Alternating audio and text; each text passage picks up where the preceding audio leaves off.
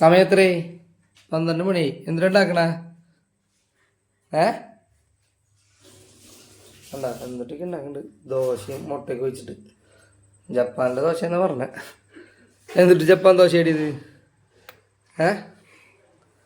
ഇതാണോ ജപ്പാൻ ദോശ? വേണ്ട, കൂടെ ഒരാളുണ്ട് വേണ്ട വേണ്ട. അവന് ജപ്പാൻ ദോശ വേണം വേണ്ട. അപ്പോൾ പക്ഷേ വേണ്ട. പക്ഷെ ഒരു ദോശ ഉണ്ടാക്കുക രാത്രി. ഞങ്ങൾക്ക് ഉറക്കല്ല. അപ്പോൾ ഞങ്ങൾ ദോശയൊക്കെ തിന്നിട്ട് ഇരിക്കില്ല കേട്ടോ.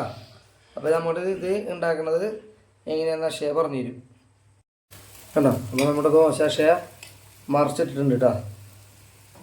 കണ്ടോ, അത് പൊട്ടിച്ചൊന്നുമുണ്ട്. അപ്പോൾ നമ്മുടെ ദോശ തെറ്റുണ്ട്. അപ്പോൾ നമുക്കിത് കഴിച്ചു നോക്കാം. അപ്പോൾ ഞാൻ പറയാം ഇതിലെന്തൊക്കെ ഇട്ടിട്ടുള്ളതെന്ന് കേട്ടോ. ദോശ ഉണ്ടാക്കുന്ന നമ്മുടെ കൂടെ യാഷുണ്ട്. നമ്മുടെ ദോശ അവിടെ മുരിയുണ്ട്. അപ്പോൾ നമുക്കിത് കഴിഞ്ഞിട്ട് ദോശ തിന്ന് നോക്കാം.